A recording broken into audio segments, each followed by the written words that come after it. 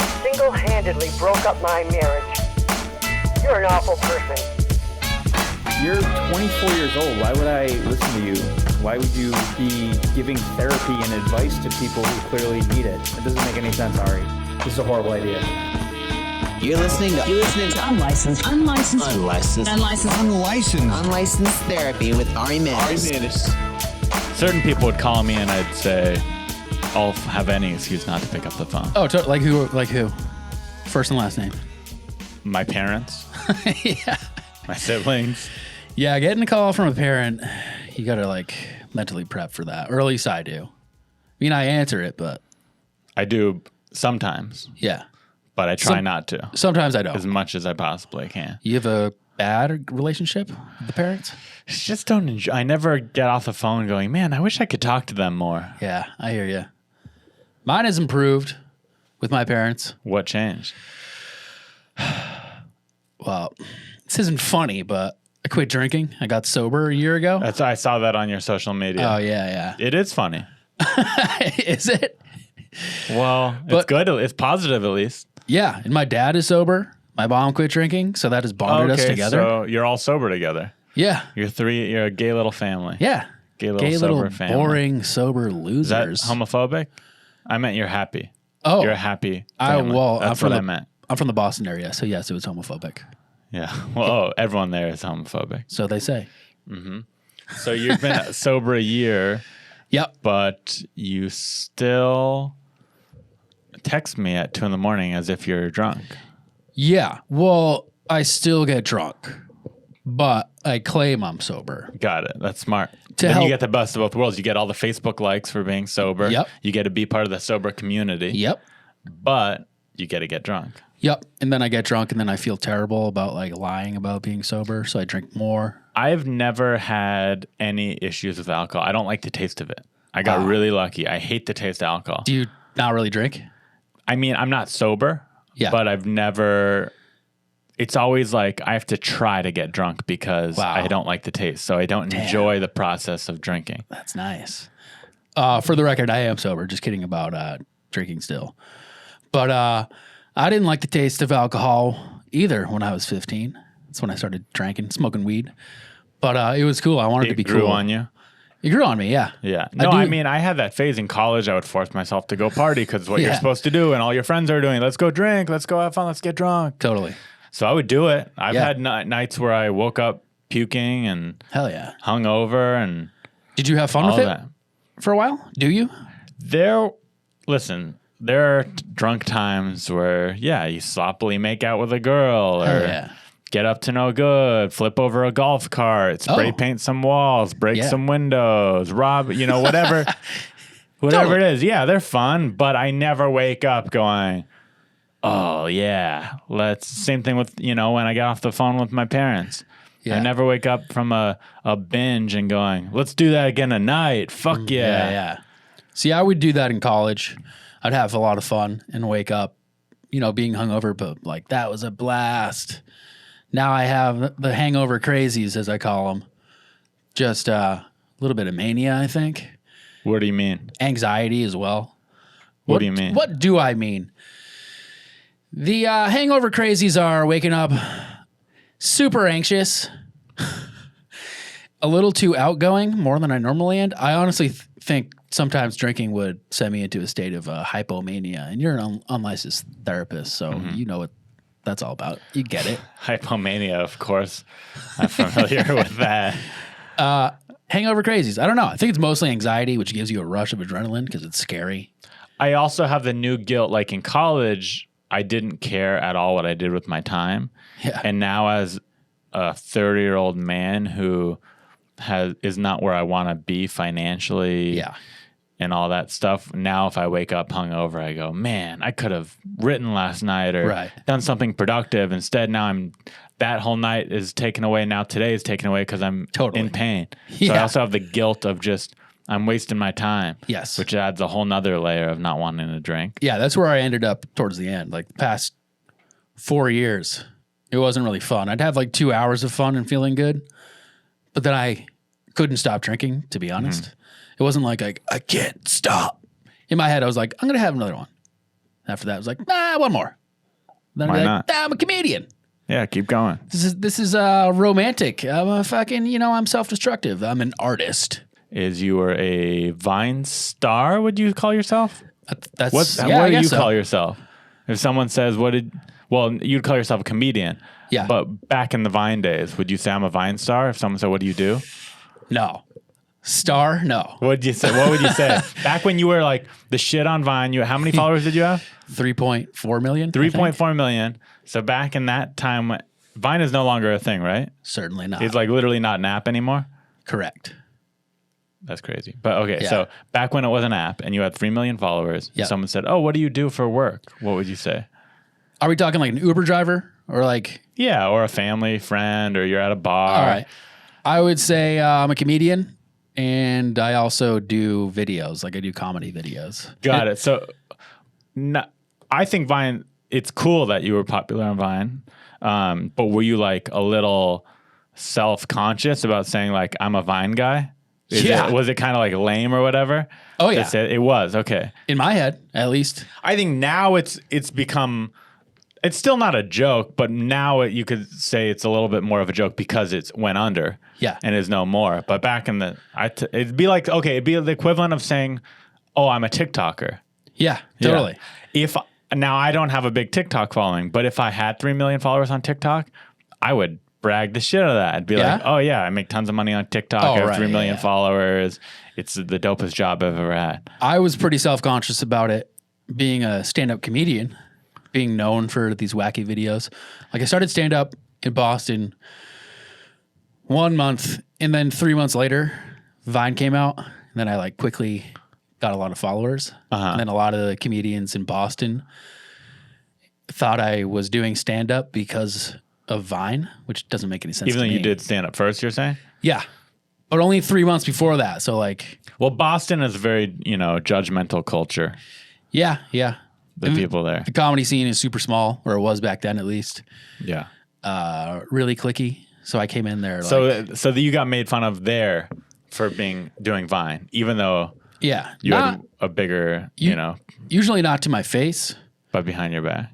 behind my back. And then I moved to LA a year later and continued, not feeling respected. I think a lot of it In was LA, in my you don't head. feel respected? I didn't when I first moved here. I was so self-conscious about Vine. Well, I mean, no one's respected right. ever, or when they first move here, unless they become like Bill Burr. Yeah. But I don't think anyone was, or not that I know, no one's like talking shit about you. Yeah. I don't know. Or were they? I don't really know. Yeah. All I know is in my head, I assumed people didn't like me. Which has kind of always been my thing my whole life. Yeah, maybe. Yeah, it's just insecurity. We all have a little of that. Yeah, totally. I was just listening to your episode with Brian Redband.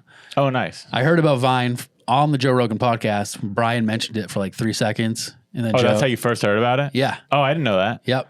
Because now you're good friends with Redman. Yeah. Yeah, I didn't know. So that was wild. I visited LA about like 6 months into stand up to like collab with other Viners. Well, that's what you got to do, right? Yeah. Because it increases each other's Got to grow. following. And then I went to the Comedy Store to hang out just because I've been hearing about it from Mark Maron and Joe Rogan and other podcasts. And I saw Brian Redband there, and I asked him for a selfie.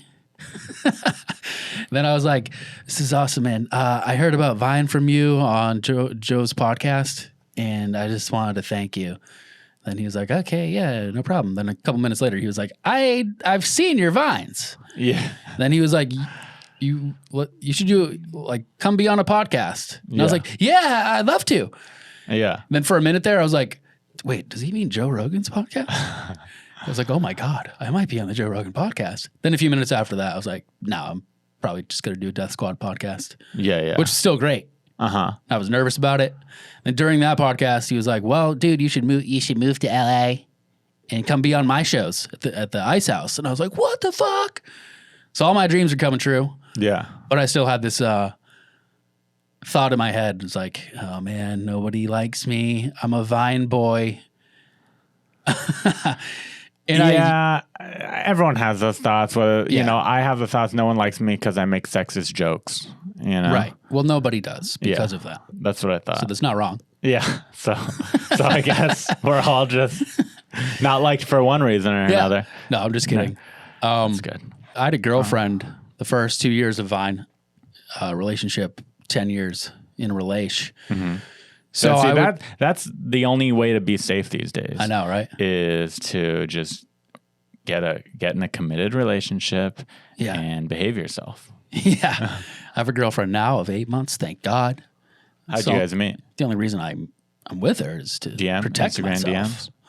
We met on Raya. Oh, I've heard of that. Yeah. I want to get it, but it's iPhone only, iOS only. Oh, wait, and I'm an Android user. Yeah. Ugh. Yeah. Fuck you. It's better. You ruin group texts. Well, okay, now my new thing.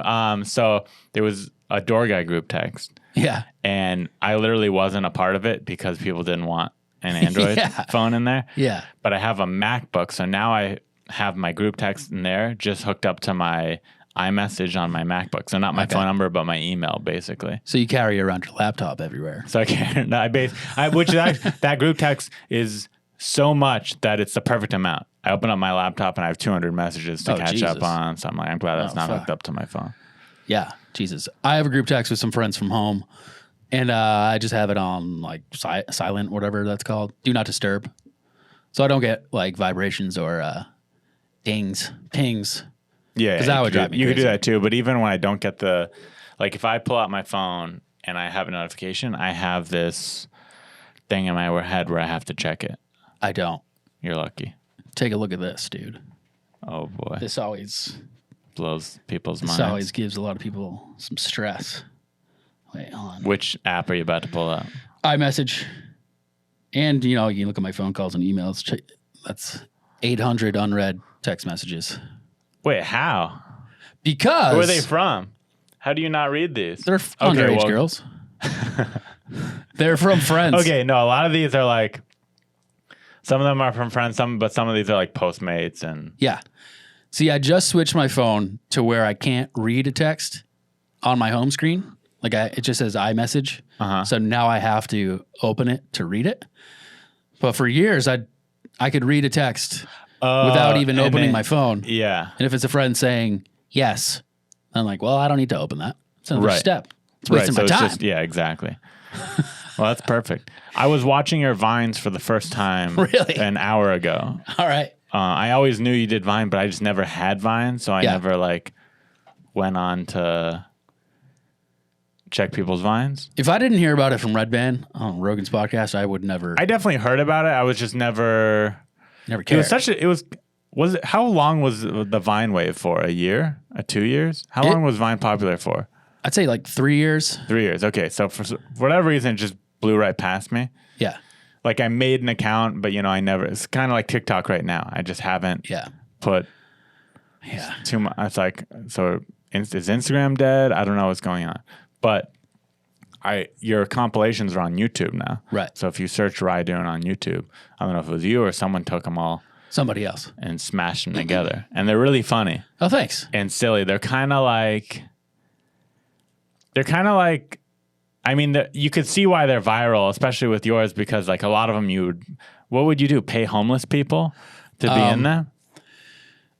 Because a lot of them are like you singing a song and then like turning it to a homeless person or something like that, or asking a homeless person something. And it's just a short, because they're only 7 seconds. So it's literally just you saying something, the reaction from the homeless person. Yep. My most viral Vine was me singing, "Do you want to dance with me?" And I'd show a homeless guy responding to that. To it. And and you'd either go, "No one wants to dance with me," or "Why won't anyone dance with me?" Or they will want to dance with you, and you go, whatever. My original thought was that I actually go to strangers and say, "Do you want to dance with me?" And then they would probably not react at all. And then it'd flip it back to me, "Why won't anyone dance with me?" And then that was my idea. It was like, no one's going to actually say anything. Yeah. So the most viral Vine I went up to, or I saw a homeless guy. Then I went up to him and I did that. And his response was, "How can I help you?" And I deleted that Vine and I was like, I'm making a video. Just tell me to go fuck myself. So I was like, do you want to dance with me? And he said, go and fuck yourself. And I flipped back to me and said, why won't anyone dance with me? And then he improvised, because I want to fuck you. Oh, yeah. I remember that one. Which was weird. Oh, that was your most popular one? Yeah. How many views did that get?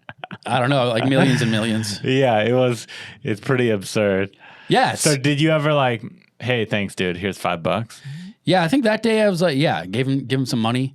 And then I posted it thinking like, this doesn't make any comedic sense. But like, it does, because it's just ridiculous. Go and fuck yourself.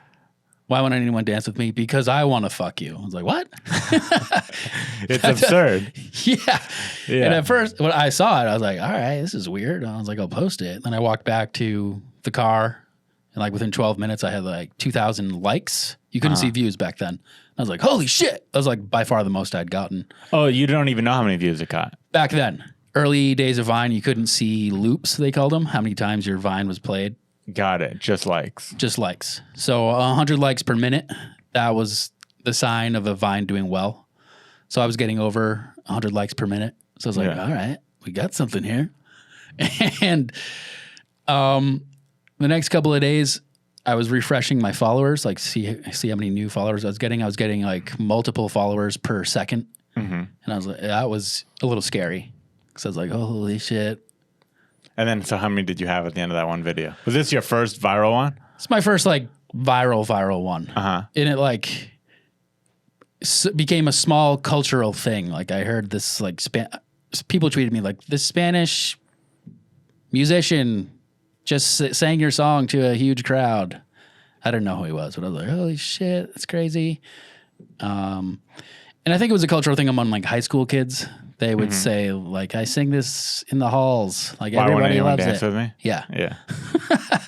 And I designed it to be annoying in an annoying jingle. Do you want to dance with me? Yeah. So I think it got stuck in people's how many heads. followers did you get from that one video? Like at the end of it, how many did you have? Good question. It was tough to track. I'll say like maybe like 15,000.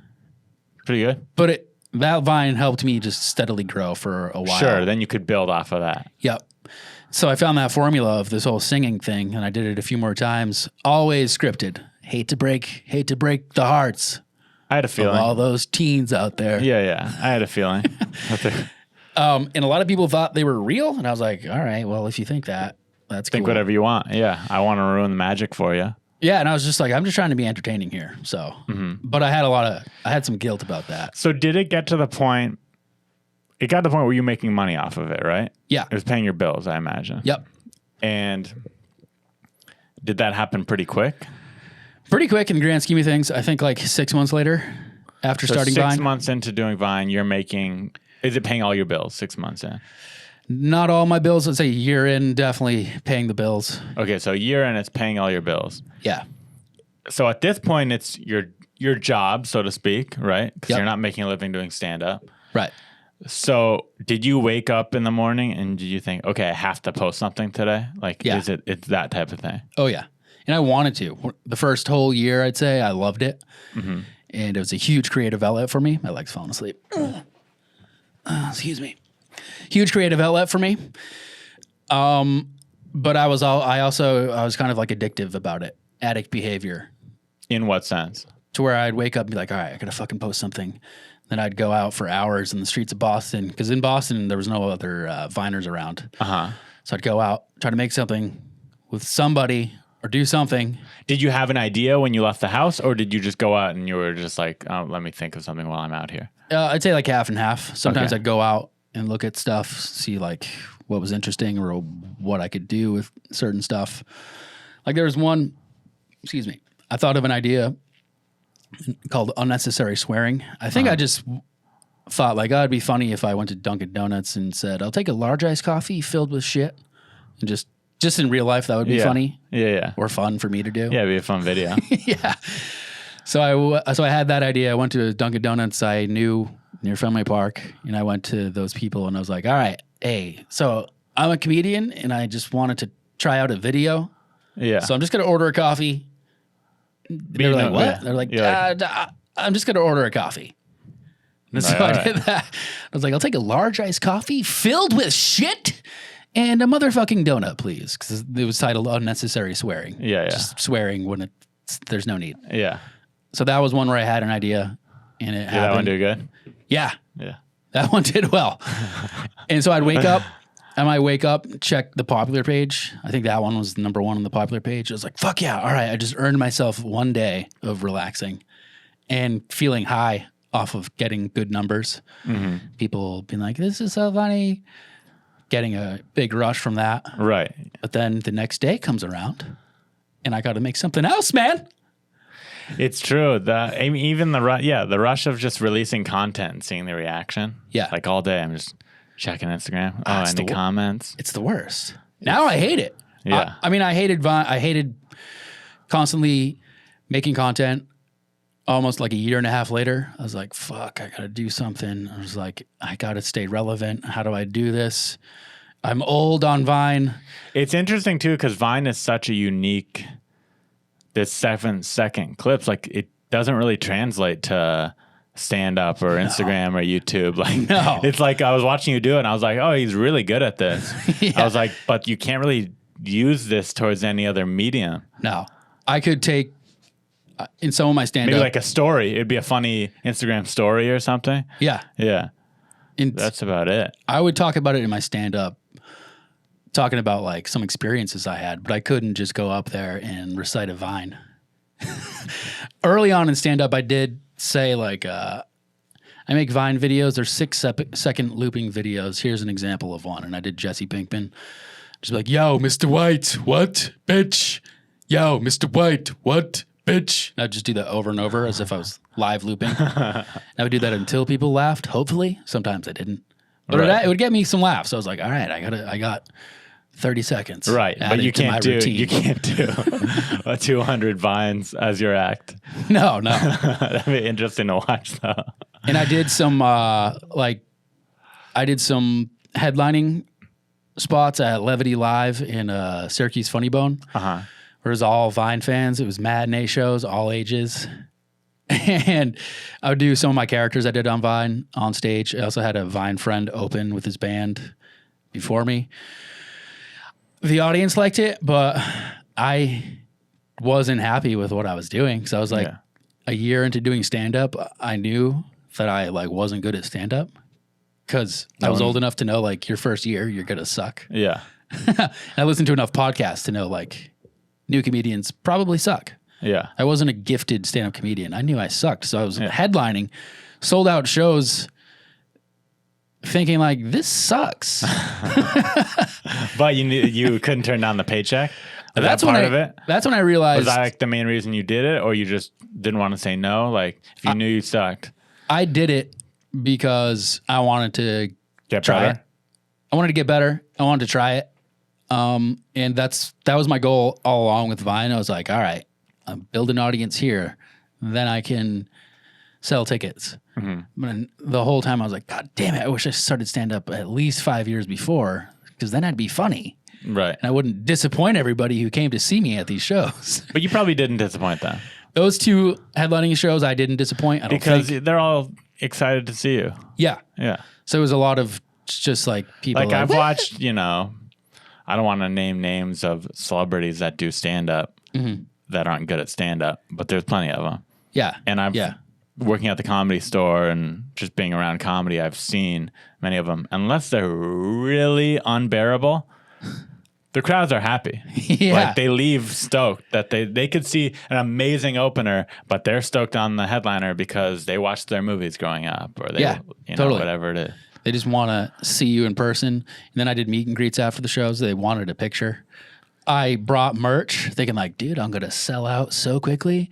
Barely anybody bought a t-shirt. Oh, I'm surprised. They just wanted a selfie, which is fine. Yeah. A lot of the times people would actually come to shows because they just wanted to see me do comedy most of the time. But sometimes like, 25-year-old girls would come to a show and then I see them afterwards like, what's up? And then, I don't know, we'll just... Oh, I thought you were going to say, and then they didn't want to talk to me anymore because they saw me. Yeah. I've had it work both ways because, in LA, there's so many shitty shows. Yeah. So the trick is you have to invite them when you have a good show. Exactly. Because one time I invited a girl to watch me at a show at Hooters. Okay. And it was just like this dead Yeah. bar show. And Yeah, I was that's up there tough. for 15 minutes bombing my ass off. Yeah. That's tough. Just sweating under this hot upstairs of a shitty, dirty Hooters bombing. yeah. And let's just say she didn't think it was cute. But she stayed afterwards? No. I mean, like, maybe to be polite, but Okay. nothing happened with that. Me It's and that uncomfortable. young lady. If someone's bombing, it's uncomfortable for everybody. And then afterwards, I can imagine it's like, hey, good I'm job. always self-conscious no matter what. So if I bring a girl to a show, even if it's a good show, I'm always just like, you know, you're going to be really unattracted to me if you see me bomb. I would say Like, that too. Set them up. And they're like, no, it'll be cute. And then I'm like, okay. Yeah. I would tell them, like, even just like friends or like girls I met on a dating app. Sometimes I would say, like, I have a show you can come to if you want, bring some friends, whatever. But, like, there's a chance I could bomb and then it'll be uncomfortable for everybody. Just as And preference, like, unattractive. in case I bomb, Mm-hmm. you're not going to want to talk to me. Like, no, it's okay. They don't realize. And then they watch it and they go, oh, yeah, I see what he's talking about. If you bomb. Yeah. Thankfully, I never fucking bomb. No, just kidding. But then it's the opposite. If they watch you kill, Yeah. they And wet like, their "Great little job." panties. Yeah. Yeah. I bombed. This is like a third date with a girl. She's an artist, had an artist studio. Like I was like 31, she was 30. I was like, all right, this is normal. It's like, and she's successful. Oh God. I was like scared of her already. She had an art gallery in her successful art world. She was like, oh my God, I should do a stand-up show here. And she's friends with Rami Youssef. Before he blew up. And I knew Rami. I was buddies with him. So Rami set up this show in the art gallery, and I wrote, big mistake. I knew this wasn't the wrong thing to do. I wrote brand new jokes about the girl I was dating, thinking like, oh, all her friends are going to be How long there. have you been dating? Like a month. Okay. So I took all the, context clues, like anything yeah. I learned about her. You tried brand new stuff in front of her and her friends. Yeah, but guess what? None of her friends showed up. It was just all comedians. But then I chose like, fuck it. I'll do them anyway. I'll do them anyway. And it just bombed in front of my peers. How long did you see her after that? She's a really good person. So we kept dating. Okay, good. And I think her seeing me fail was maybe endearing, but she wasn't like that. No, that was cute. She didn't say anything like that. Yeah. But I guess since She didn't end things though. She didn't end things. She still made out with you that night. Yeah. Yeah, we still made out. That's great. I love making out, dude. Love it. Making out's fun. And I should add, in light of today's times, consensually with an adult female. I like making Totally. out. Although, I've done some research, and did you know that you're actually allowed to make out with a 16-year-old girl? Jesus. Yeah, if you were just to kiss one on the mouth, Yeah. that type of make out, completely legal, as long as it's consensual. As soon as you get into like boob action or vagina stuff, no, you're Yeah. a statutory rapist at that point. Okay. But just good so to you know. know, Thank you. if you were to go on a date with let's say a junior in high school, Yeah. and you got along great, and at the end of the night you wanted to go in for a kiss, according to the United States government, Right. that's okay. See, there's laws, and then there's like social laws. Yeah, social laws, that's illegal. That's very illegal. You broke the law. Yeah. For sure. Yeah. Can't imagine making out with a 16-year-old. They look so young. Yeah, I mean, actually, my first kiss, I was 16. I think I was too. So That's late. So that was the last time I made out with a 16-year-old girl, and I loved it, to be honest. Yeah. Yeah, I loved making out with a 16-year-old when I was 16. So When you were 16. yeah, when I was 16. Okay, all right. So my only memory of a 16-year-old is loving it. So Her. you could say what Loving her. loving. Ari. Well, no, I never loved her. You call her It an was too- it. Just kidding. Well, there's no, I don't know what gender she identifies as. True. Yeah. So So, say that what you will about me, but I loved making out with a 16-year-old girl. right. When you're how old now? 30. So you're a little too old for that. Socially. I'm trying to trap you into. Yeah. So I mean, breaking all the. I'm here to ruin your career, dude.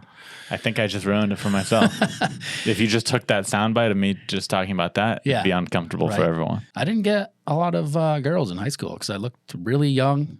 I didn't get a lot either. That was the first one. Everyone treated me like a little brother. Like, oh, Rai, you're so cute. I'm like, I want to be hot. Then in college, I realized I could be funny, and then girls would like me. Yeah. Because in high school, they like the bad boys. But they if like you're the hot assholes. and funny, then, if you're that double threat, right. Boom. And then have money. If you're hot, funny, and have money, you're unstoppable. And if you're a performer in front of big crowds, making them laugh hard. And that's what Chris D'Elia was. Yeah. He was a triple threat. Yeah. And he still took it too far. Is he hot? Plenty of girls think he's hot. Yeah, He's tall. I know. Jacked, tall. Damn. Scruff. But some girls didn't. You know, it's taste. Every girl has taste. I'm 5'9". That's been a battle. I'm 5'9" as well. 5'9" used to be an average height. Now we're below average. Really? Yeah. All growing up, 5'9" was, average height. Yeah. Cool. I'm fine with being average. Right. Now the new 5'10" is actually the national average. You know, I was just diagnosed with degenerative disc disease. Are you serious? It's not an actual disease. It's just a condition. I have 2 discs that are thinner than they should be. Seriously? So I'm shorter. I'm probably 5'6" now. But yeah. Yo, you're shrinking. How old are you? 36. At age 36, you're shrinking. I mean, we all are. Not But me. Me faster than others. No, I'm not shrinking. No? I'm a growing boy. Oh, wow. I stretch real good. I eat calcium. I've been stretching a lot. I went to a physical therapist. Got to do stretches for the rest of my life, which everyone should do anyways. But have you been productive during the quarantine? productive, not in comedy or anything creative, but interestingly enough, that I'm on the Unlicensed Therapist podcast. I'm going to grad school starting July 6th. No way. Getting my master's. Congrats. In what? Master's in clinical psychology. Seriously? Yeah. Really? Yeah. What made you decide to do that? That's so interesting. What made me? Well, in large part, going to therapy myself. Uh-huh. I was in a major depression. Like when? This was 3 years ago. Okay. In large part due to Alcoholism? social media Oh, social alcohol. media. Yeah. And just chronic depression for my whole life. My life was falling apart, or at least that's how I perceived it. It was like I lost 3 million followers overnight. You lost them? Like from Oh, Vine. when Vine disappeared. They went away. Yeah. They weren't like, fuck you, we're out. Yeah, They're yeah. just Vine went away. Vine was like, fuck you, we're out. What happened with rewind? Because I forgot to ask this question. So when Vine was closing, they called all the popular Viners in, basically, right? And they were like, "What do you guys want to do?" And all the popular Viners were like, "If you want Vine to keep going, you better pay us a bunch of money." That's what happened. And then they're like, "Okay, well then fuck you." Yeah, that was a group of like the top 50 Viners. Were you in that group? No. Oh, you were not. Okay. And there were some in the top 50 who weren't a part of that. Uh-huh. These Viners proposed $1.2 million each from Vine, or else they'd stop posting. Uh-huh. They didn't tell me or anyone else about that. I think we would have said like, what the fuck? No, they don't have that money. Yeah. But they were like, yo, give us this money or we're stopping. And Vine was like, we don't make money. Yeah. So they stopped posting, and then Vine's engagement went down because those fans weren't watching anymore. Uh-huh. And that's when Vine approached me and my group of friends and some other people. Vine finally got this creative manager, head of creative, Some guy who works at Vine. Yeah. caring about talent person, acknowledging talent person, because they wouldn't acknowledge us for like the first 3 years, which angered a lot of us. So Vine went in and was like, "Hey guys, we're sorry we haven't shown you enough appreciation. Here's what we're gonna do. We're gonna feature you. We're gonna feature each of you for a couple weeks. Also, we're gonna take you on trips. I went to Japan with Vine. Oh, that's sick. Yeah, it was fun. Granted, I had mono and a sinus infection. I didn't know I had mono. I was So you were sick the whole time. I was 31 with mono, and I did not make out with any teens. God damn it. What about any adults with mono? Probably, yeah. Nice. Yeah. Had to have been adults. Hey, at least it wasn't herpes. I know, right?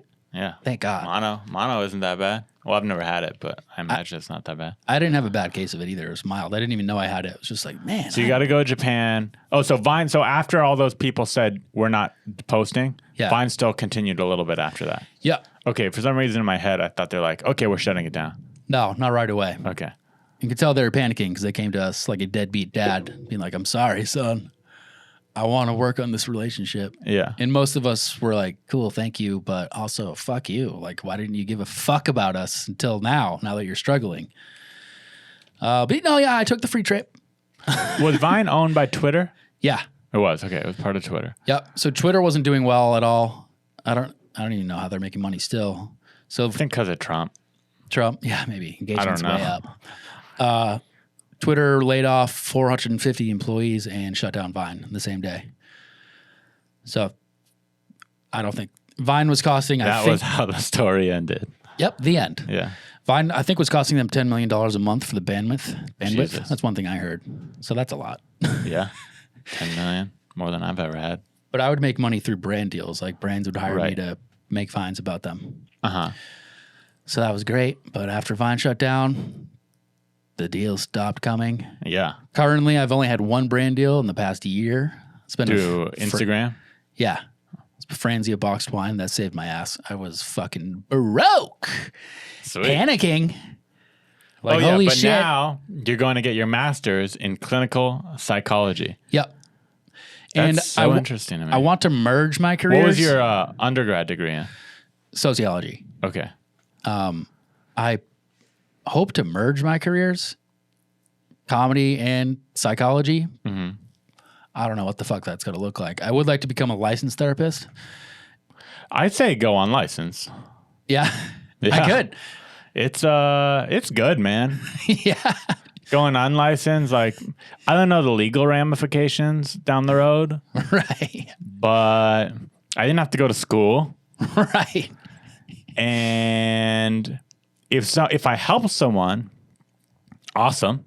Mm-hmm. Great. I love helping people. I would love to help you. If I ruin someone's life, well, you shouldn't listen to me. I'm not licensed. Right. Yeah.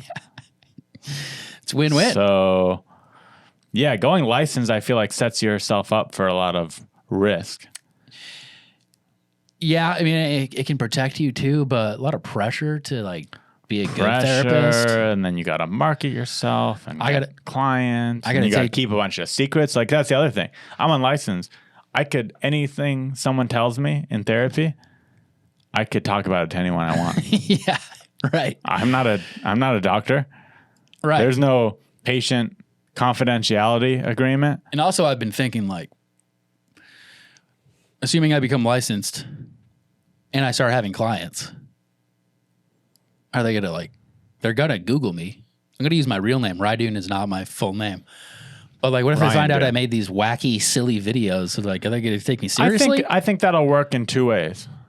I think some people will be like, I don't want this guy to be my therapist. Yeah. But then some people will be like, oh, that's awesome. My therapist is hilarious. That's great. And I think I will attract men in show business. Probably men, mostly men. Really? I was thinking like teenagers who love Vine. Well, we're teenagers. Yeah. Who loved you from Vine. Oh, that'd be a conflict, bro. I think. You tell me. You're a therapist. I mean, listen, they've grown up now. They're not teenagers anymore. They love you from Vine. They need therapy. They know you. They're a little more comfortable with you than some stranger because at least they're familiar with you. I don't think it's a conflict. Okay, cool. Yeah, you're good to go. Give those teens therapy. But honestly, real talk. Given my stand-up experience and also social media, I could help people. I could help people in entertainment with their shit. Because I'd be like, dude, I've been there, bro. And I'll say it like that. Oh, I see what you're saying. People going through depression of maybe not booking shit or losing fans or and even if whatever it is. And one day they could come into my office and be like, I just had a really bad experience at an audition. I'll know to an extent what that's like. Got it. So you could be like the Hollywood therapist. Yeah. Therapist to the stars. I dig it. But I don't want to quit stand-up. But then again, I'm 36, and I've been thinking, like, fuck, am I going to be like a 56-year-old road comic, single Right. and fat? Worried about. I don't know. Well, yeah, especially, and now you have a girl, so it's like probably going on the road isn't as fun. You have a girlfriend. When you have a girlfriend, then you're on the road and you just miss your girlfriend. Yeah. I mean, I haven't been on the road since this relation. I had a girlfriend. I opened for Jamie Kennedy in Tempe, Nice. but I was still drinking, so I had a good time. Yeah. Not with other girls, but like. And it's different if you're on the road like once a month, it's not that bad. But then Right. if you're a touring comic and Yeah. you're headlining every weekend, and you're just gone all the Thursday through Yeah, I know. Monday. Tough. Yeah, having a relationship is pretty hard. And I look at a life I could have if I become a licensed therapist, own my own practice, stability. I could make a lot of money. But then I think like, is that giving up on my dream of comedy? I was like, I think it is. Then I'm like, well, I can merge it somehow. Yeah, I mean, maybe decide that when the time comes. Yeah. So as of right now, you're just going to school and there's no comedy to do anyway. I know. So, And a recession. It's like perfect timing. yeah. It's scary though. Do you have anything in School. your life I could give you therapy on? I think I have a cell phone addiction, social media addiction. Okay, got that. I now haven't enjoyed posting videos for the past 3 years. I kept on trying to find a way to love it again. I was repeating inaction, expecting a different result. I was insane. Definition. Why of don't you anxiety. think you love it anymore? Is it the pressure? Is it you don't enjoy the process of making it? Which is the part that's stopping you? I still love writing. I love thinking of jokes and thinking of sketches and writing a sketch. But then I got to shoot it. I got to book friends to be in it. So the producing part of it you don't like. I hate it. And editing too. Hate it. Got it. So you just like writing it and being in it. What Yep. about the posting it part with the, getting all the likes? That has not been paying off for 3 years. I just wasn't growing a lot on Instagram. But not just growth. Do you just enjoy the process of Posting? it? Yeah. Forget about going viral and all that other shit. I guess so. Just So the main part you don't like is producing, editing, the work part, the non-fun part. yeah. Well, And then I post, and then it doesn't get a lot of views when I used to get so many. Then I'm like, oh, God, I'm a failure. Also, some logistical things. I haven't gotten a brand deal in over a year. It's like not. but those are paying off that those are way. just career complaints. They're not getting a lot of views and the brand deals. There's not really that's not a therapy problem in my mind. I mean, in the sense that you're gonna have to get over that. Well, what do you think about this? I don't love making these videos, and they're resulting in barely any positive feedback. Do you think it's because I don't love it? The passion's gone, so That could be part of it. That could be part of it, but I think there's nothing wrong with realizing, okay, I like writing, I like the acting part of it, I like the posting part of it. Mm-hmm. First off, you got to, if you're not making money at it, I know you used to, but still you just have to be like, okay, there's highs and lows, and Right. I got to remember why I'm doing this. I'm doing this for fun because I like doing it. Yeah, but I don't like doing it anymore. But you don't like the only parts you don't like is asking your friends to do it and editing it. Mm-hmm. You could outsource those. The minute I start writing a sketch, I just think, fuck, I'm going to post this. I mean, a lot of people will see it, but it's just like, I'm going to get like 12 comments. That's low. 12's pretty good. For a loser like you, dude. Yeah. I'm a fucking influencer. 12's pretty I'd say, yeah, you just got to embrace that you're a loser like me now. Fuck. Listen, there's people that go like this and keep going up like this. Yeah. There's people that go like this and then come back down. And Yeah. sometimes they go back up and sometimes they don't. Sometimes they just go down, down, down, down, down. And that's you. You went up and now you're down, down, down, down, down, down, down, down, down. Yep. But you just got to embrace it. Hey, I'm having fun. I'm being me. It's a wild ride, baby. Maybe I'll go back up. Yeah. Maybe another Vine will come around. Maybe TikTok. You tried jumping on that wagon? I don't want to, and thankfully I'm so blessed to have a manager. My manager still has a job. Uh-huh. I recently told him, he was like, how's your TikTok? And I was like, I want to talk to you about that. I don't want to do it. It's run its course. I'm tired of making videos. I want to do writing and acting and stand up. Also, heads up, I'm going to grad school. And he thought it was great. Oh, good. Because I was like, I want to merge careers, whatever the fuck that's going to look like. So he's supportive. Yeah. That's wonderful. Because I thought he would be, with social media, I thought he might be like, dude, you have to do it. Yeah, he's like, that's your thing. Yeah. And I talked to my licensed therapist a lot about this. But well, fuck that guy. Is it a guy? It's a girl. Oh man, even worse. Yeah, they're stupid. They can't relate to us. She's She could therapy other girls.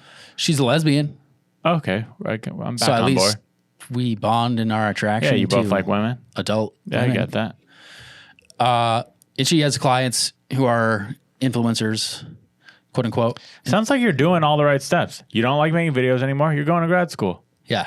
Yeah, maybe move out of LA. Maybe move to Milwaukee. I could see you living in Milwaukee.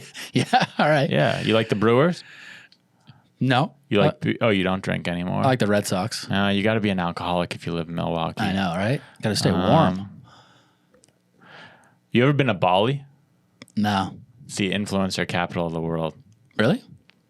It's all these digital nomads, all these Instagram models and people Princes. who just have tons of viral shit online. They all just move to Bali because it's so cheap, and they just make a post on their Instagram once a day and live their lives.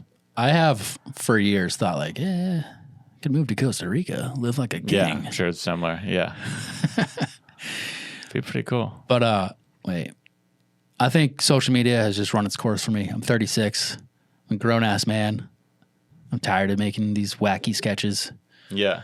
Tired. I don't have an interest in posting any photos. So is this the podcast you're announcing you're retired from social media right here on this podcast?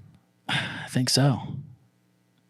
You heard it here first Wow. on Unlicensed Therapy. Doon is too old and so tired of posting these dumb videos for you unappreciative fucking idiots. And he's done. Yeah, it's your fault. If you would had just press commented more, like, if you had commented more than 12 times, you'd still be here. maybe I'd still have the passion. But if you need some therapy, look him up. Talk to me in 6 years.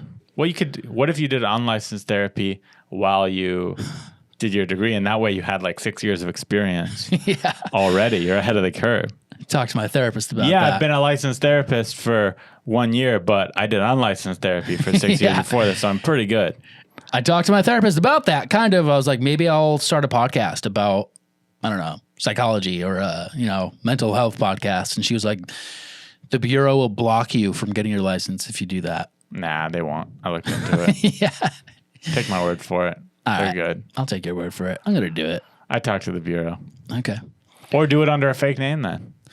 Like Create a Doon? fake identity. Do it under Doon. Yeah. You know what that is?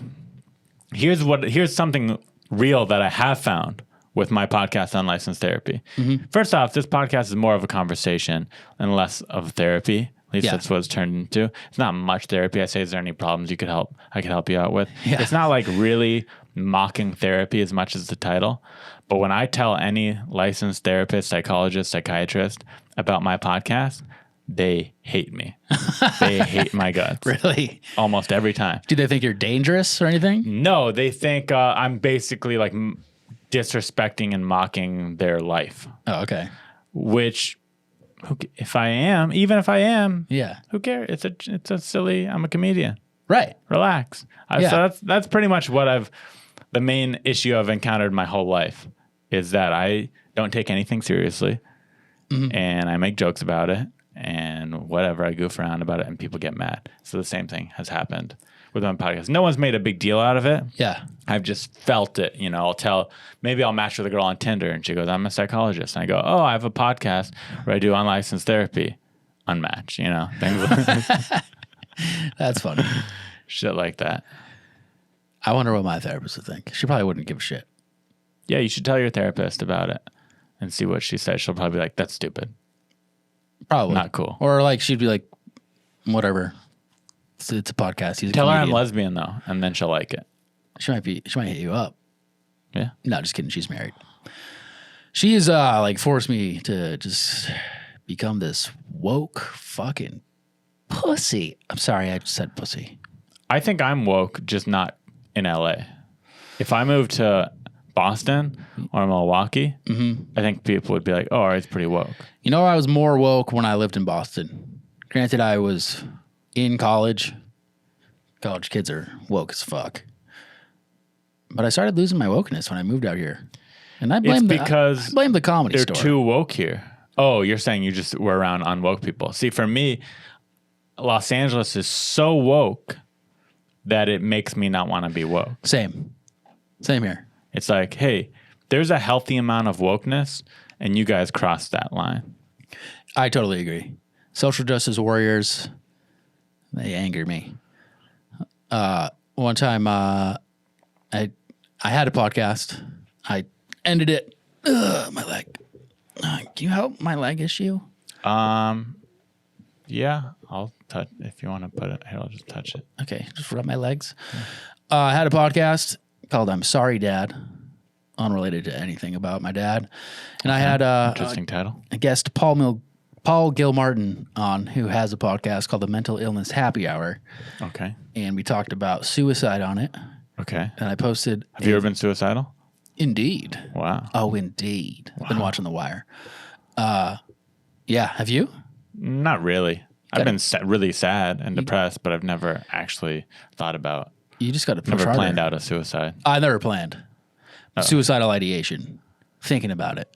Wanting to die. It's a nice ring. It's Benji Aflalo. You know him? Yeah. He's calling me. One of the hardest I ever left stand up was from Benji at the Comedy Store. Really? Yeah. What was he doing? Yelling at the audience, saying the F word, as in faggot. Nice. It's like yelling at the audience. It was part of his bit. He didn't like lose his cool or anything. Right. But I remember woo! that he had a phase where that was his thing. Yeah. He doesn't do that as much anymore. But there was a moment where he was just angry and yelling at people and insulting them, and it was pretty fun. I was crying, laughing. I think that was the second. He got in a couple hardest. fights from it. Did he? Yeah, there was a couple shows where he was doing it because I think in the beginning he did it and it worked. The first few times he did it, it worked really well. And I think I'm speaking for him. He's never told me any of this, so I'm just making from my perspective. So he did it a few times, worked really good. So in his head, he's thinking, "Oh, I think I'm onto something here. Yeah. Like this could be my thing." Right. So he kept doing it, and then he got in a fight with some because he's basically like yelling, and not just yelling. He'd call girls dumb in the crowd if they're being dumb. He'd be like, "You're a fucking dumb bitch," and shit like that. So he did that, and then got into a big fight, and the manager had to come break it up. Oh wow. Are you talking like a fight after like a his fist set? fight? Yeah, with, I think, or like it was about to be. I don't know if it actually became one, but he was in a yelling match with some guy, and Shit. managers had to come break it up. And I think that might have happened a couple times. And then there was a couple times where it's just the audience didn't respond well to him yelling like they did the first few times. And then I think he kind of phased back. Okay, I'll just go back to writing funny jokes. But that was awesome for me to see. Yeah, it's fun Just to see laughing any so hard. comedian too who you've seen a bunch just try something completely different. Yeah. It's fun to. Yeah. It can be fun to watch. I've seen the opposite too. I've seen when people like try to do music. Oh, Who've never done music before. Sometimes that can be pretty cringy. But Brett Gilman. Is that a dude? Is that a guy? Brett Gilman. Yes. I saw him open for Hannibal Buress when I first moved to LA at a college. That's awesome. And he did some weird set where he was like on a keyboard with a voice box, like Peter Frampton used to do. And it was just fucking bizarre. Did it do good or no? He bombed. Okay. But I was dying laughing. Yeah. And there was a few other people who understood it, or at least enjoyed it. Yeah. I felt like bonded to them. I wasn't able to talk to them. I was like, all right, he gets it. But holy shit, I was crying laughing. Dude, watching, were you friends with them or are you not? No. Not even. Watching, yeah, there's a few comics like that where you could tell the crowd doesn't get it, but you get it. Yeah. But then also watching your friends bomb Yeah. is some of the funnest things to watch ever. Just seeing how unhappy they are up on stage, how miserable they are. Love it. I don't know what that says about me as a friend, but I love that. I agree. Except I recently, before COVID, I think it was March, Third, the Improv Lab. Very difficult to get laughs in the lab. Lab is not an easy room. I did a monthly show there in one of... Rydoon and Friends. Is that what it's called? No. What was it called? It's called High Society. High Society with Rydoon. Yeah. And Friends. Just Rydoon. I don't have any friends. Rydoon and other comedians. Rydoon and acquaintances. Rydoon and people he knows. Anyways, one of my friends hosted, and he bombed the whole way through, but didn't acknowledge it. He just kept powering through, and I think because he didn't acknowledge it, it made it even worse. Made it worse, and then it made me uncomfortable. I was just like, I think maybe also because it was my show. Right. I was like, God, make them laugh, please, God. I want these people to have fun. Hosting is rough sometimes because, so LA, it's this thing, or in the United States, it's this thing where the newest, worst comic is typically made the host. Right. In Europe and Australia, it's usually the second best comic. Yeah, that's is smart. The host, and it's way better. Yeah. And I understand why it's not like that in America, because hosting is a lot more work. Yeah. It's not as fun. So typically the second best comic, unless it pays way more, doesn't want to host. Totally. So I get it. But when you go up there and you have the hardest job is to go up and break the room as the host, and you don't break the room, and you have to keep going up there. Hey, remember the guy you didn't like? I'm back. Yeah, Introduce exactly. the next guy. It's rough. Yeah, it's tough. And he bombed, and I think it was because it was my show and I cared about it.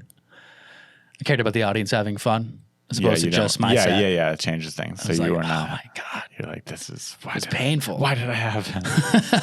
Why did I let him host? I just want to be like, acknowledge it. Acknowledge the bomb. That'll make them laugh. Yeah. Do you ever, if one of your jokes falls flat, do you acknowledge it or just go on? I think you get one, maybe two acknowledges it. Yeah. Two acknowledging. Acknowledgments. Acknowledges it. Acknowledges it. Acknowledging. No. Acknowledgments. Acknowledges is.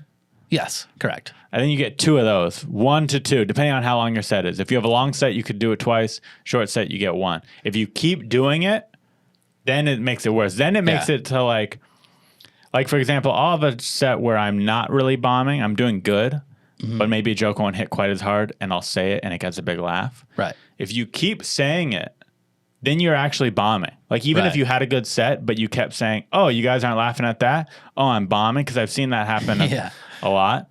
Then people leave going, "Oh, I guess he didn't do good. He kept saying he didn't do good, so I guess he didn't do good." Yeah. So you can't do it too many times. A lot of audience members are enjoying that comedian. But yeah, like you said, like they're saying like, "Oh, I'm bombing." It's like, "Oh, I didn't think he was, but I guess he was." Or they leave going, "Oh, I thought he did good, but I guess other people weren't laughing." Yeah. So you got to be careful. I think you get 1 to 2. Yeah.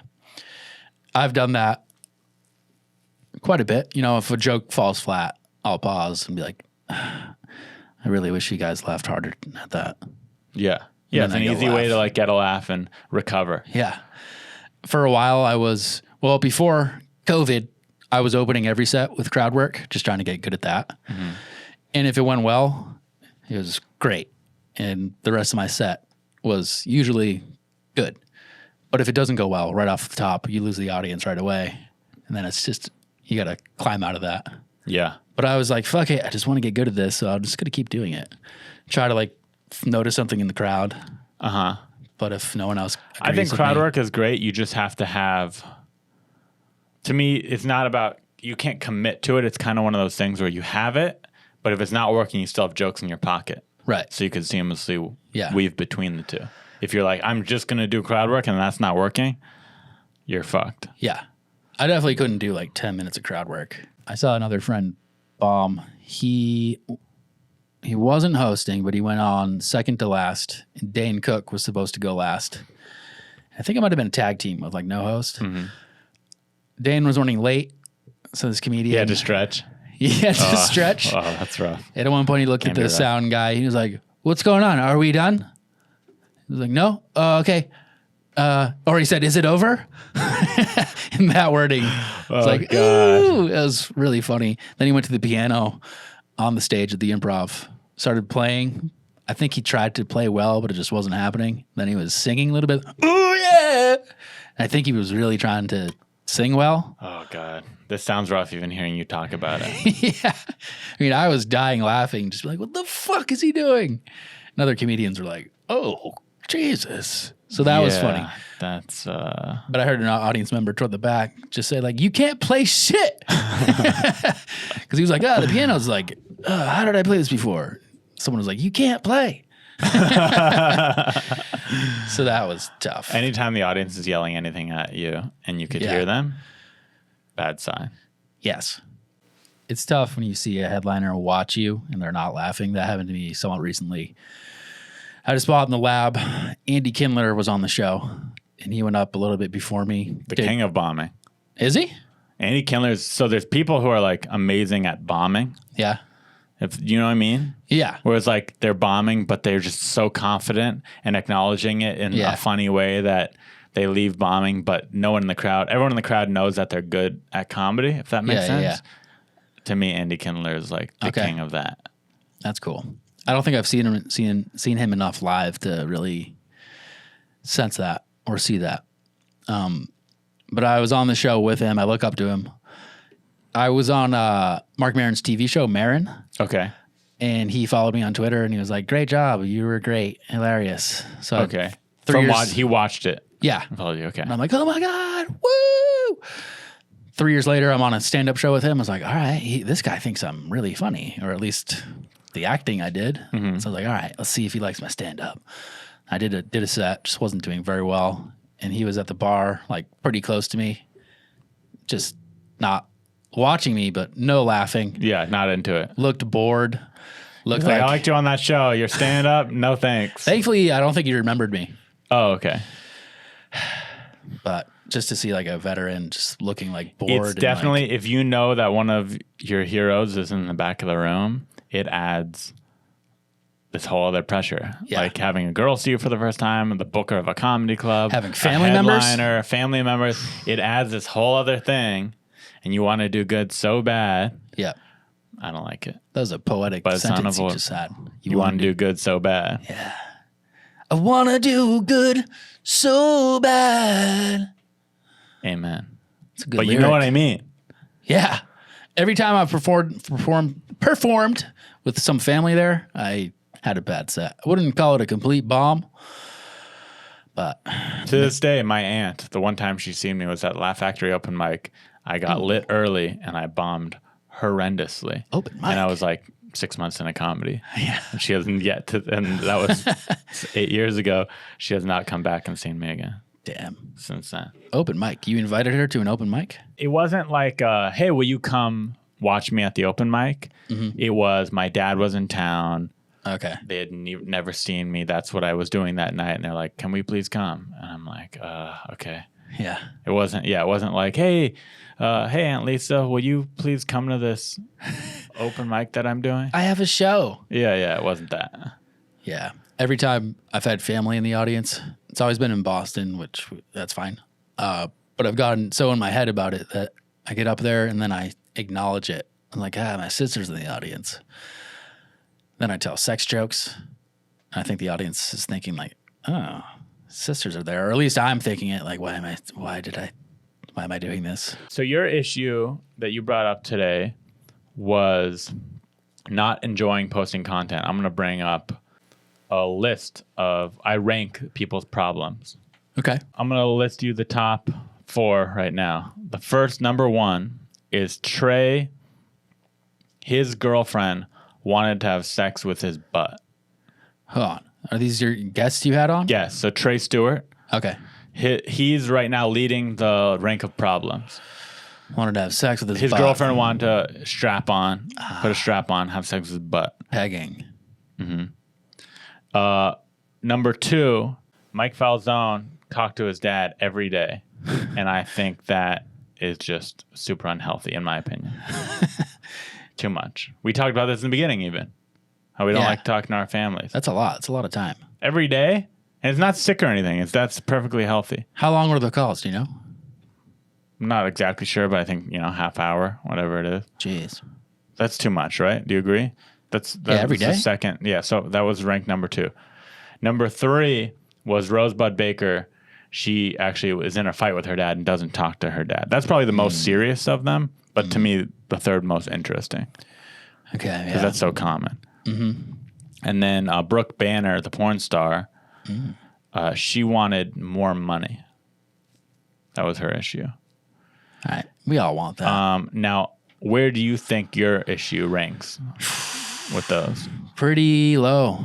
Pretty. I would say dead last. We have a new last place. Really? Doon, not liking content, not liking post content anymore. Welcome to Hollywood, dude. I can think of something else. Okay, let's go. Yeah, now you got to beat it. Here we go. Sexual. Okay, here we go. I was on antidepressant Paxil, 20 milligrams. Heard of it. Paxil. I've seen the commercial. Yep. Made me a king in the bedroom. Still able to get hard very easily. Just didn't come. I could come, You could come, just long time. but I could last for That like sounds awesome. a while. Oh, I got to get some I'm Paxil. talking pounding out. I got to get me some Paxil. And now I'm off of it. I weaned off, been totally off for about 2 months now. Congratulations. Thank you. And what made you decide to get off of it? You just want to go medication free? Were you happy? Side effect, that was gaining weight. Gained Okay. like 20 pounds in the past 2 years, which might just be my So did it just like age. slow down your metabolism a lot, you think? I think so, yeah. Okay, good. It's one of the common side effects.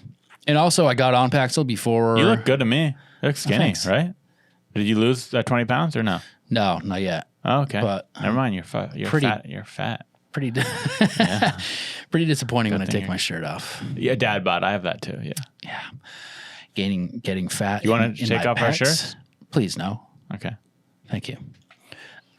Getting fat in my pecs. Getting a little boob action. Yeah. Okay. Some dudes don't gain fat in their pecs, just their gut.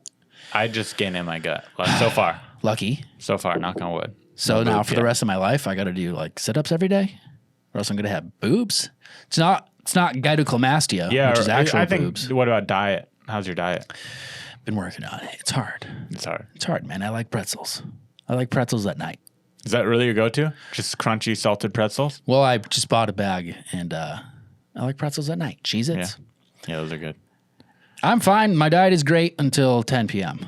Yeah, same. And then I'm like, Give it all. it's talking to Last me. night I ate a big box of peanut butter M&Ms at 2 a.m.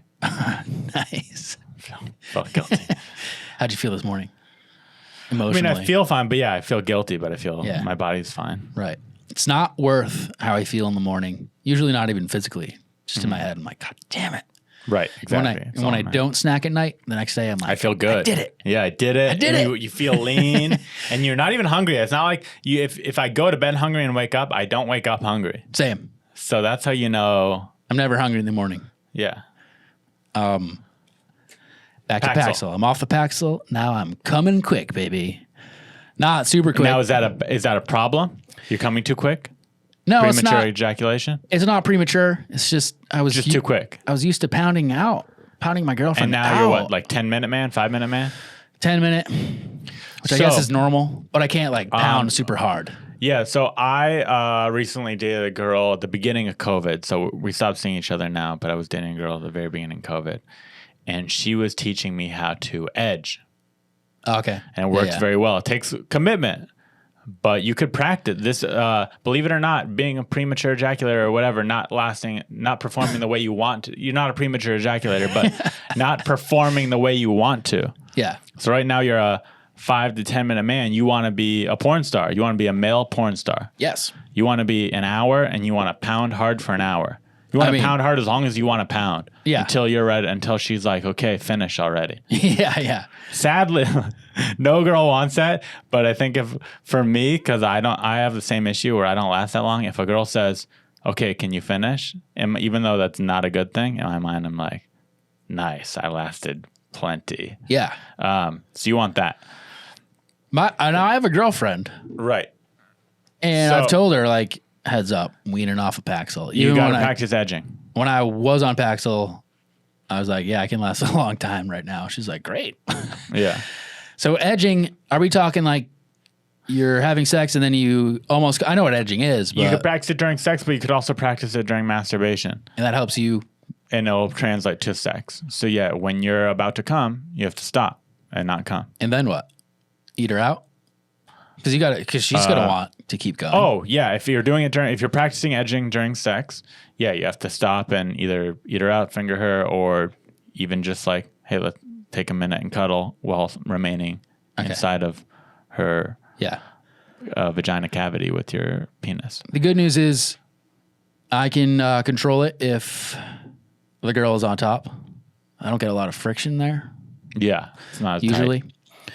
tight. So I'll just be like, you go on You top. could do that too. Yeah, you can go on top then when you need a break. So yeah, there's ways around it. But yeah, if you practice edging, it's literally training your body not to come as fast. Okay, nice. I will practice that immediately after this podcast. Do it and let me know too. Call back in. leave a voicemail saying, "Hey Ari, I've been practicing edging during my masturbation and sex, and I can now last X amount of minutes." All right. Time it. Start timing your sex sessions. People want to know. The listeners want to know. Start timing your sex and also time your masturbations. I want you to call Unlicensed Therapy and say, Ari, today I masturbated for an hour and a half. Wow. We want to know. Or however long it is. Yeah. I haven't been jerking off a lot. Not a lot of porn either. You always got to watch porn and jerk off. I use my imagination a lot of the time. That's even better if you're able to do that. Yeah, I'll just think of past experiences. You got to jerk off, dude. Yeah. Don't be dumb. I got to jerk Jerk off. off. It's healthy. Yeah. It's healthy for true. it's I healthy agree. for your mind. It's healthy for your body. It's healthy for your relationship. Thank God I'm blessed with a girlfriend who is able to have orgasms. Oh yeah, There's some girls who those are keepers. have never had one. Yeah, well, yeah. There's one female comedian who's very open about it. Never of having an Ali orgasm. Makovsky. You got it. Yeah, That sucks for I her. called it. Yeah, and I'm sure she's not the only one. Oh no. Certainly not. Me and Ali actually went to a brothel once together Oh yeah? in Mexico as friends, Tijuana? Tijuana, I've been there. and yeah, she couldn't orgasm there either. Did she try to? I just started crying. She tried to? I think so. You know, it's a lot of girls figure it out when they're older too. She's still pretty young. Yeah. Ali's like 23 or something. I don't know how Something old she like is. A lot of girls, it takes them till they're Yeah, it's too 28. bad. It's too bad. They gotta get really comfortable. Right. They gotta figure it out That's what on I've their heard. own during masturbation. Yeah. Get really comfortable with the guy and unleash. I've had a Unleash girlfriend. their inner orgasm. I've had a girlfriend in the past who didn't masturbate. So I was like, come on. Yeah, you do. She's like, I don't know how to. And I was like, learn. But I don't know. She might have been lying. Sometimes Or they just are. withholding that. Who knows? Not maliciously lying, but Right. She's not a liar per se. She's Right, just right. maybe embarrassed, shy. yeah. It's Yeah. a taboo thing for some people. There's a lot of stuff going around that if a man tries to have sex with an 18-year-old, if a 30-year-old man has sex with an 18-year-old, that is a power. He's abusing his power, and that is sick, and he's whatever, likes Right. kids. I don't agree with that. I personally Yeah. don't agree with that. I'll tell you a few things. So the points they make is a girl will say, when I'm 30, I could never imagine having sex with an 18-year-old boy. Now talk to an 18-year-old boy and ask them if they'll have sex with a 30-year-old girl. Yeah. They'd love to. Right. Talk to all the female teachers that have sex with their students. It happens still. Yeah. Then they're saying it's a power dynamic. Like these girls aren't capable of making these kind of decisions when they're 18 and 19 years old. So you're telling me a 18-year-old girl can join the military, but she can't suck my 30-year-old dick if she wants to? right. It's just a little like, make up your mind. If an 18-year-old girl can't make her own decision to hook up with a 30-year-old man, whether it's me or anyone else, if she's not capable of making that kind of decision because she's not developed enough, then she probably shouldn't join the military. She probably shouldn't vote. It's another decision. You should be developed to make. She Right, probably right. shouldn't vote for the president. I see your argument. You know, it's like you gotta pick an angle. So what should the age be then? 21? Should girls need to be 21 to have sex with a 30-year-old? I don't know. That. I'd be down with that. I know that. Should they change the legal age of being an adult to 21 for all people? Maybe that argument could be made. Yeah, I can see that. We're living way longer these days. But you can't have it both. You can't be like, oh, you're an adult at 18, but no, if a 30-year-old tries to hook up with you, that guy's horrible, and you're not smart enough to make that decision. Like you can't have these things. Right. I'm pretty sure your brain finishes developing when you're 24 or 25. Mm-hmm. So maybe adults should be 25 now. Maybe they should. If they make that for all, you're an adult, you're 25, then I could be like, okay. Right. At least it's a universal rule. But to see people going, oh yeah, she's a strong, independent young woman, but if a 30-year-old wants to hook up with her, no, that's a smart man abusing his power, and she's not capable of making that choice. I don't know if I agree with that. I don't know if I agree with it either. It depends on the situation. We both agree that we're going to hook up with 18-year-olds for life. No. Oh. That you are sick. Okay. You're a groomer. Okay, groomer. I see, you know, I'm a relationship kind of guy. I like having girlfriends. And some of my friends. Me too. I'd much prefer that. Some of my friends are like 32. And to go against my whole argument, I could never date an 18 or 19-year-old girl. Fuck no. Fuck no. Some of my friends are 32 with a 22-year-old girlfriend. I'm like, what the fuck? What the fuck do you guys talk about? I like having a girlfriend where I can say, hey, you know this song? And she says yes. Or even worse than that, I don't mind if a girl doesn't know the music that I listen to. Yeah. But when she goes, can we listen to my music? And then they just put on Lady Gaga and Justin Bieber. Right. Nah. Son. Can't do that.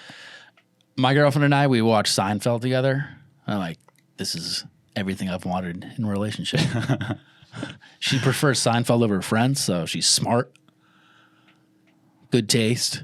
I like both. She's cool. Am I allowed to say that? I like Friends, but Seinfeld's better. Yeah. If I had to choose one, I'd go Seinfeld. Yeah.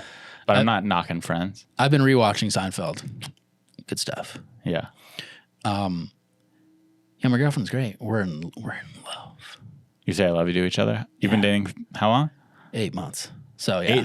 And how long into the relationship did you say I love you to her? About 4 months in, I said it. I should probably edit that out. I'd be down for that. Well, you didn't say anything. I'm probably gonna walk away. It was me. Yeah, you walk out clean. I don't know. I was the one that said. I'm picturing a clip of this coming out in Doon not stopping you. The real risk is saying that stuff. I actually don't think is now. It's like if down the road I were to get in trouble for something. Yeah. Then they take everything you said that like could be twist and they go, look at him back then. He talked about this, and then it all blows out of proportion. It's like with the Chris stuff. That thing, and then they posted clips of him learning about how girls can screenshot Snapchat and like all these other things that are going viral that were just jokes, or like the clip of Theo and Santino making a joke about him, and that's viral when there was nothing really behind it. No, it was just jokes. Total it was just jokes. friends joking about other friends. Scary times. It's a scary time we live in. I should probably just edit out everything with any sort of edge in this podcast and just put out the most boring conversation we possibly could have. Just about me not liking posting anymore. Yeah, let's just talk about you not liking posting, your story of Vine, make it like a 20-minute interview, and then say thank you so much for listening out there. I love consensual sex between adults their own age, and anything else is bad. My name is Doon, and I agree with this message. Black Lives Matter. Thank you so much. That's it, right? That's all we should post. Black Lives Matter. Have you gone to any protests? Oh, yeah. Yeah, I me went and too. checked some out. They're pretty fun. Good times. What percentage of people at the protest do you think just really wanted to leave their house? Yeah, probably an amount. I was going to say a good amount, but I assume everybody forgets me. That's one thing about my lack of I'm sure some confidence. people do. Some people are more forget. You know, I've met Brian Scalaro. I've opened for him like 3 or 4 times, coincidentally. He's never had me open for him, but like I've been at clubs that had me open for him. Literally He's given me tags on jokes. We've sat in the green room together for a full weekends of time. And I'll meet him and he'll be like, hey, I'm Brian. Yeah. I'm like, what? Right. Are you serious? I don't like it. And I don't hate him. I'm not even saying this like he's an asshole. Right. I'm just saying some people don't remember me. Like at the Comedy Store, I'm pretty sure I walked right by you several times because I'm thinking, it's like, he doesn't know me. Well, I know. No, we're friends. We're friendly, but yeah, we're not close. So Right. Though this is the most I've learned about you in a while. What'd you learn? Or ever. What'd you learn? You're a predator. I've seen you on stage, and I was like, oh, hey, he's got energy. Because normally you're pretty quiet, like at the Comedy Store. Yeah, I'd say even on stage I'm fairly low energy. I don't know. But yeah, it was a side of you I hadn't seen. I was like, oh, he's a fun guy. When before I just considered you a quiet person. I'm pretty quiet too. A lot of people are shocked of how like edgy I am on stage. Yeah. People would be like, I don't get it. You're such a nice little boy. Yeah. But I think that's more my appearance. People look at me and think nerdy Jew. Yeah. And then on stage I'm a fucking man, dude. A man, dude. I'm a man. I talk about man shit. I think I've looked kind of young my whole life. I am a nice guy, or I try to be. I think people think I'm just a nice little boy. You are. You're a nice boy. And I think you and your girlfriend are going to work out. I sure hope so. She's going to say I love you real soon. She said it. She's going to say it again. I think so. It's okay. I mean that. It's okay to not say it back. You you're say it when you're ready. You're going to be a great clinical psychiatrist that also does comedy. You're going to be like the Dr. Drew. You're going to be like the next Dr. Drew because he's getting kind of old. You know, Dr. Drew is what, in his 60s probably? Yep. There's got to be. I hosted for Christina P. Mm-hmm. Dr. Drew was in the audience, so I'm in the green room. He saw my opening set. Didn't say anything. That's too bad. I opened for Dr. Drew once, and Psycho Mike, I believe, at the Ice House. They like got there and they didn't bring an opener, and so the Ice House just had me like do 15 minutes on top. And then they were making jokes about my set in their thing. No, in a good way. Like they were like referencing it. I did good. And in my head, because this sounds dumb, but I used to listen to Loveline growing up. Yeah. And like I would hear Nick Swardson on and all these great comedians. And literally that was like something I strived to as a comedian. I was like, oh man, my dream would be to get on Loveline. Mm-hmm. And there's no more Loveline, but he has another show like it. Yeah. And I was like, oh, this is my chance. He just saw me do good. Like, that's a dream come true. Didn't happen, but still cool. Mm-hmm. It's always tough when you have a set and then comedians don't say anything. Yeah. It's like, yeah, I know I didn't do well. Oh, did you not do good the time you opened for Christina? No, I did. Oh, you did? I did. I was in a major depression, so that was tough. Like, very unhappy. Mm-hmm. Depressed. Maybe you just sensed that. Maybe he wanted to say something to you, but he's just like, he's too sad. I'm going to leave him alone. Yeah, I got in the green room at the Ice House, and he was in there. I was like, holy shit. I found a bag of Coke at the Ice House that night. Nice. Did you do it? Yeah. Hell yeah. Was it like a gram? How much? Oh. I think so. I don't know. I didn't do Coke a lot. It was like one of the little baggies. I assumed it was one of the wait staff. So, I asked some of the comedians. Steve Simone was on the show. I didn't ask him. He's a good boy. I don't think he does Coke. Yeah. Thanks for doing the podcast. Follow Rydoon on Instagram. You could see his pictures of just his life and not his girlfriend, but other things in his life. Nope. And follow his journey to being the next Dr. Drew. Yeah. Follow me. Support straight white men in comedy. God bless America. God bless straight white men. God bless black men. God bless teenagers and adults. Yes. I mean it. Yes. If you're a teenager out there, God bless you. Are you allowed to say that these days? God? I think you just say bless. Leave God out of it, dude. Bless you. Bless you. You're listening to Unlicensed Therapy with Ari Mannis.